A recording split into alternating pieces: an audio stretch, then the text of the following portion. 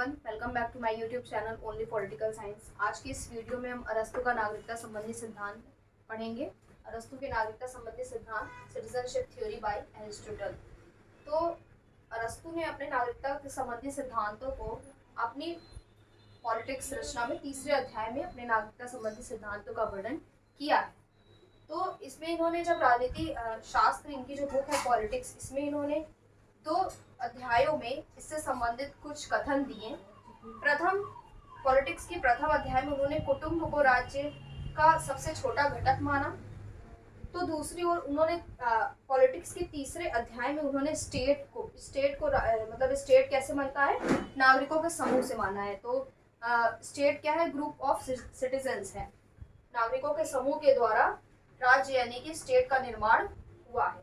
अरस्तु द्वारा प्रचलित धारणाओं की जो अरस्तु ने उस समय की कुछ जो पहले से जो प्रचलित धारणाएं थी, जो कॉन्सेप्ट थी नागरिकता के संबंध में, किसको दी जानी चाहिए या फिर किसे हम वंचित रख सकते हैं, सिटीजनशिप उसकी रोक सकते हैं, तो उन सब की उसने आलोचना उस समय की थी। और वो क्या थी कि उसने कहा था कि जो व्यक्ति शासन कार्यों में भाग नहीं लेता है उसे नागरिकता नहीं देनी चाहिए, ये अरस्तु का मानना था।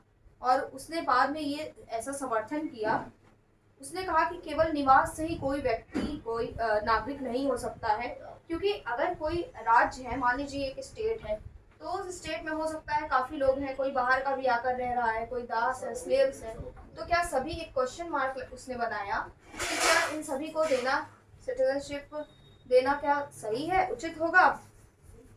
फिर उसने कहा कि जिसकी नागरिकता छीन ली गई है, मान लीजिए किसी व्यक्ति की नागरिकता छीन ली गई है या देश निकाला है, तो क्या उसे भी नागरिकता देनी चाहिए? तो वो तो नागरिक होंगे नहीं, उनकी नागरिकता नहीं देनी चाहिए।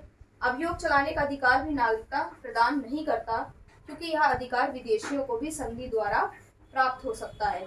किसी राज्य के क्षेत्र में जन्म लेने या किसी व्यक्ति की संतान होने से भी कोई व्यक्ति नागरिक नहीं बन सकता, क्योंकि यह लक्षण पुराने राज्यों के अनुसार होते हैं, नए राज्यों के अनुसार नहीं हो सकते हैं। तो ये कुछ उस समय की प्रचलित धारणाएं थी, कुछ कॉन्सेप्ट थे जो अरस्तु के द्वारा, जिसमें उन्होंने आलोचना की। कोई व्यक्ति रह रहा है तो क्या उसको दे सकते हैं, कोई व्यक्ति कहीं पर निवास कर रहा है तो क्या उसको दिया जा सकता है नागरिकता, उसने उसका समर्थन नहीं किया। अरस्तु के द्वारा जो नागरिकता संबंधी जो धारणा थी वो यह थी कि उसने कहा कि ना तो हम बाय बर्थ किसी व्यक्ति को जन्म से, यानी कि जो वर्तमान में जो धारणाएं प्रचलित हैं उसमें हम जैसे कि बाय बर्थ, देशीकरण से या जन्म लेने से, वो सब उन सब चीज़ों से हम क्या कर सकते हैं, हम नहीं दे सकते हैं नागरिकता। जो आज का जो प्रेजेंट टाइम में कॉन्सेप्ट है नागरिकता देने का, जो सिद्धांत है, वो उससे उन्होंने डिफरेंट अपनी थ्योरी दी। उन्होंने कहा कि जो व्यक्ति शासन कार्यों में भाग ले रहा है या फिर जो व्यक्ति अपना प्रशासनिक कार्यों में, मतलब कानून के संबंध में, या फिर वोट दे रहा है, जिसका कहीं ना कहीं से शासन कार्य में योगदान है, कॉन्ट्रीब्यूशन है, तो उसे हम क्या दे सकते हैं, उसे हम नागरिकता का अधिकार दे सकते हैं। और वो व्यक्ति क्या होगा, वहाँ का नागरिक होगा, उस स्टेट का वो नागरिक हो सकता है। ये एरिस्टोटल का कॉन्सेप्ट था। According to Aristotle, these are some facts related to citizenship।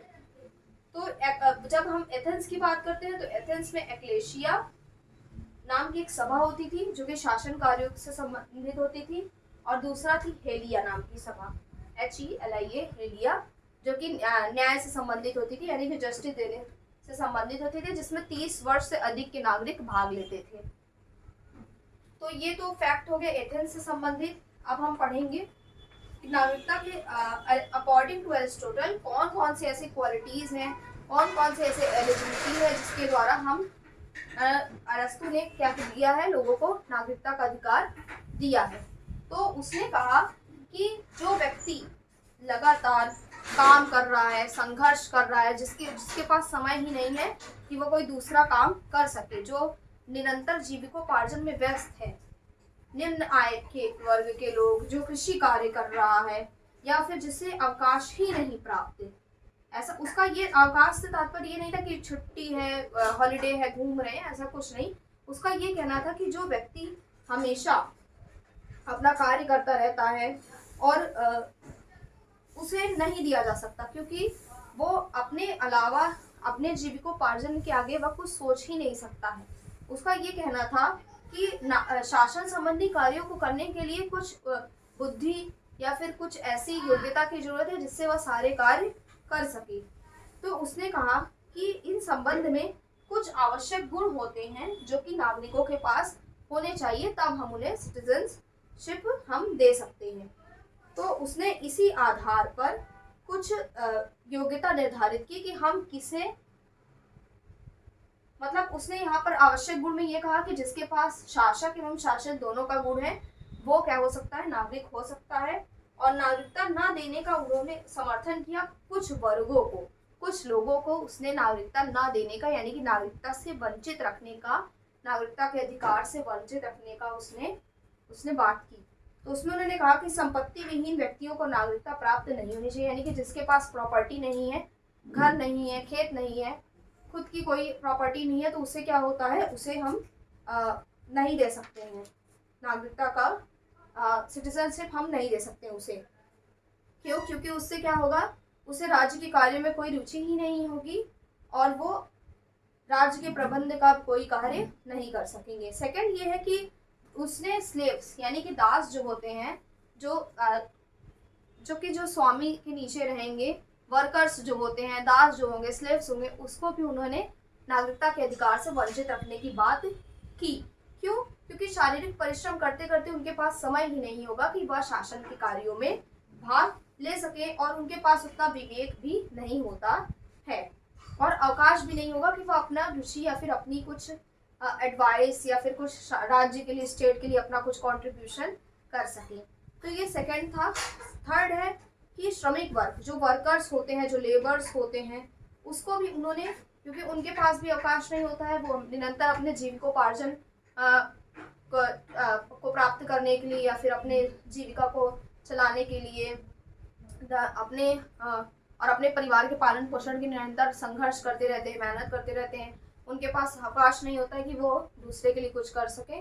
तो उस आधार पर उसने मजदूरों को भी नागरिकता नहीं दी। थर्ड नेक्स्ट है संपत्ति प्राप्त करने के जो अप्राप्तिक उपाय हैं, जैसे कि धोखा या फिर चोरी, इन सब के द्वारा जो व्यक्ति नागरिकता प्राप्त करता है उसे भी नागरिकता नहीं दी जानी चाहिए, उसे भी नागरिकता के अधिकार से यानी कि राइट टू सिटीजनशिप से उसे भी वंचित कर देना चाहिए। स्त्रियों तथा बच्चों को भी नागरिकता प्राप्त नहीं हो जानी चाहिए क्योंकि उनकी बौद्धिक क्षमता हीनतर स्तर की होती है। तो एरिस्टोटल ने ये कहा था कि जो स्त्रियां होती हैं और जो बच्चे होते हैं उन्हें भी राइट टू सिटीजनशिप नहीं देना चाहिए। इसके बाद सभी वृद्ध व्यक्तियों को भी नागरिकता प्राप्त नहीं चाहिए, यानी कि स्त्रियां, बच्चे और वृद्ध, इन लोगों को भी उसने, इन वर्गों को भी, जिसके इसलिए इनको क्रिटिसाइज भी किया गया है। लेकिन अभी जो हम ये पढ़ रहे हैं कि इन्होंने किन किन वर्गों को नागरिकता न देने का समर्थन किया। तो सभी वृद्ध व्यक्तियों को भी नागरिकता प्राप्त नहीं होनी चाहिए क्योंकि वे राज्य के प्रति उत्तरदायित्व पूरे करने की स्थिति में नहीं होते। ये एरिस्टोटल का मानना था, ऐसा उन्हें ये उनके अनुसार इन सभी वर्गों को उन्होंने नागरिकता के अधिकार से वंचित रखा। तो इस आधार पर उनको कुछ क्रिटिसाइज भी किया गया है। एग्जाम में क्वेश्चन भी आते हैं कि अरस्तु के द्वारा नागरिकता संबंधी सिद्धांतों का वर्णन कीजिए, describe the theory of citizenship by Aristotle. इसको आप लोग नोट कर लीजिए क्वेश्चन को, एग्जाम के पॉइंट ऑफ व्यू से काफी इंपॉर्टेंट है। कभी कभी दूसरे तरीके से क्वेश्चन ये पूछता है कि आलोचनात्मक वर्णन कीजिए, critically evaluate the citizenship theory of Aristotle. तो यहाँ पर ये भी काफी इंपॉर्टेंट है, दोनों क्वेश्चन इंपॉर्टेंट है। यहाँ पर आप मेंशन कीजिएगा कि पॉलिटिक्स की तीसरे अध्याय में उन्होंने नागरिकता संबंधी सिद्धांतों का वर्णन किया है। अब हम देखेंगे कि क्या आलोचनाएं हुई हैं, क्रिटिसाइज क्या किया गया है। तो सबसे पहला ये है, आप लोग हेडिंग लिख लीजिए, अत्यधिक सीमित और संकुचित धारणा है। कुछ वर्गों को नागरिकता देना, कुछ वर्गों को न देना काफी लिमिटेड है और इसका बारकर जैसे थिंकर्स ने इसके लिए अपने बात भी कही है। प्रतिनिध्यात्मक शासन में इस व्यवस्था को अपनाना, जहाँ पर रिप्रेजेंटेटिव सिस्टम है वहाँ पर इसको हम नहीं अपना सकते हैं और अनेक वर्गों तथा गुटों का उदय भी हो सकता है। नेक्स्ट लिख लीजिए, अधिक जनसंख्या वाले राज्यों पर लागू नहीं हो सकता। कुछ विद्वानों का मानना है कि ये जो अरस्तु के द्वारा जो ये जो सिद्धांत दिया गया है नागरिकता का, वो छोटे जनसंख्या वाले राज्यों के, यानी कि जहाँ की जनसंख्या, उस स्टेट की जनसंख्या कम है, वहां पर ये लागू भी किया जा सकता है, लेकिन बड़े जनसंख्या वाले देशों पर, राज्यों पर ये सिद्धांत नहीं लागू हो सकता है।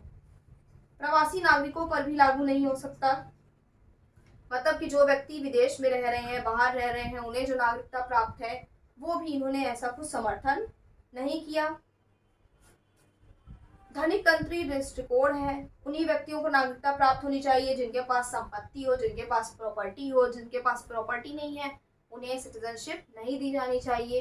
तो यहाँ पर कुछ ऐसे पॉइंट्स हैं जिनके आधार पर इनके नागरिकता संबंधी सिद्धांतों की आलोचना की जाती है। तो आप लोग इसको ध्यान से देखिए कि नागरिकता संबंधी सिद्धांत क्या है और इसकी क्या आलोचना की गई है। और हम ये भी कह सकते हैं कि अरस्तु की जो नागरिकता संबंधी धारणा है, ना तो सैद्धांतिक ही है और ना ही इसे व्यवहार में अपनाया जा सकता है। वर्तमान समय में तो ऐसा संभव ही नहीं है कि इसे देशों के द्वारा, राज्यों के द्वारा अपनाया जा सके। आप लोग इसका क्वेश्चन नोट कर लीजिए। मैं फिर से रिपीट कर रही हूँ, अरस्तु के नागरिकता संबंधी सिद्धांत की व्याख्या कीजिए। Describe the citizenship theory by Aristotle. Important ये है पॉलिटिक्स, तीसरे अध्याय में नागरिकता संबंधी सिद्धांतों का वर्णन किया है। इसमें आप लोग ये लिखिएगा कि जो कौन सी पहले की धारणा थी जिसकी उन्होंने आलोचना की, नागरिकता के आवश्यक गुण, इसको भी मेंशन कीजिए आंसर में। नागरिकता न देने का समर्थन और आलोचना, जो कि सबसे इंपॉर्टेंट है।